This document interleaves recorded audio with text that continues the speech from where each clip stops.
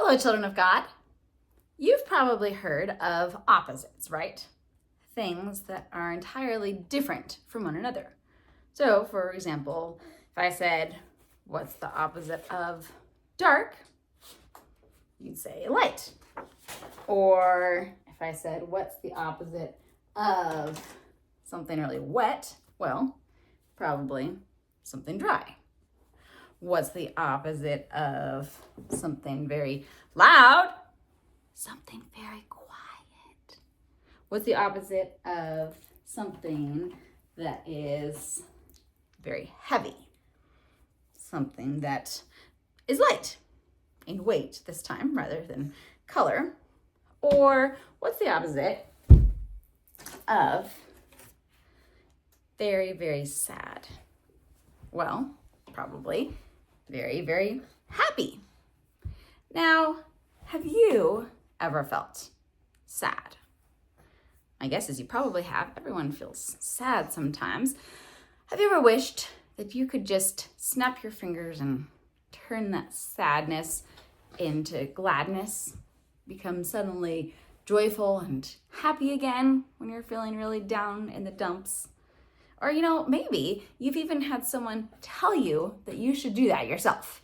Maybe say something like, well, you can just turn that frown upside down. Or maybe you've heard this strange phrase, you can be glad in the same pants you got mad in.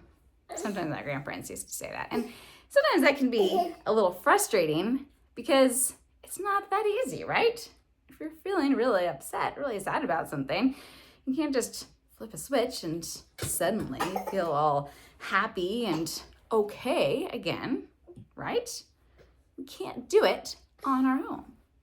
But fortunately, we know someone who does have the power to transform, to change things, to make things opposite of what they are. In fact, someone who can turn death into life.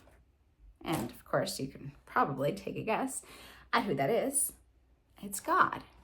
We know that God can and does change our lives, and that He can restore our souls and give us joy where once there was sorrow.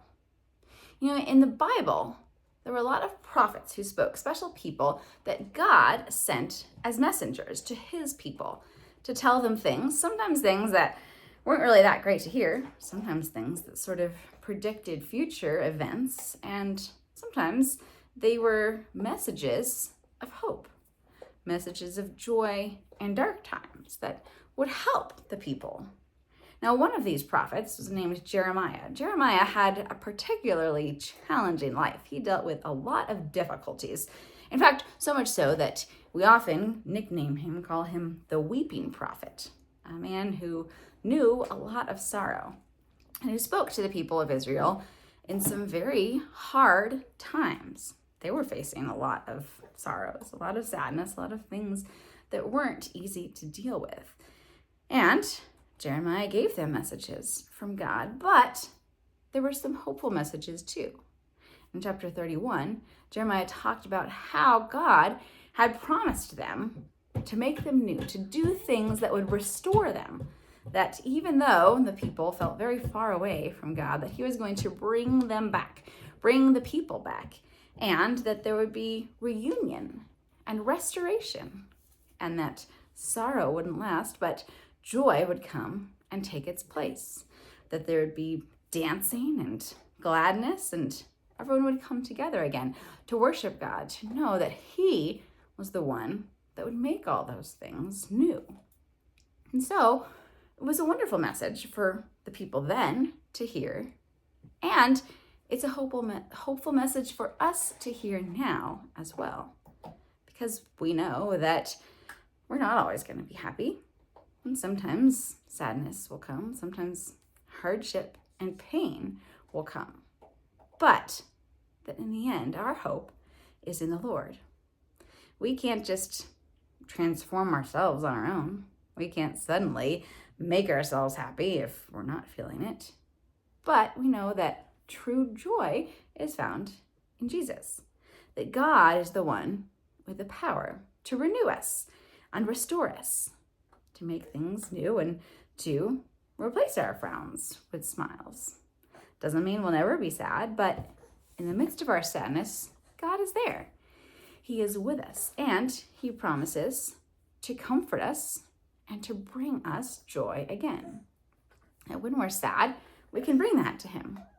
We can pray, we can talk to him, and know that he truly cares, and that he wants us to be with him, and to take hope and take heart in him. So, next time you're feeling down in the dumps, realize, yeah, maybe I can't do this on my own. But with God, there is hope, and he is with me no matter what. And he can transform our lives, make them better, make them new, and make them more like him. So why don't we say a prayer right now, and we can thank God for the power that he has to turn our sadness into gladness. Dear God, thank you for always being with me. I know that sometimes I'll feel sad, but help me to come to you for strength and hope and joy. Thank you for the promises you give. Thank you for new life in you. Thank you for your love. We love you, God.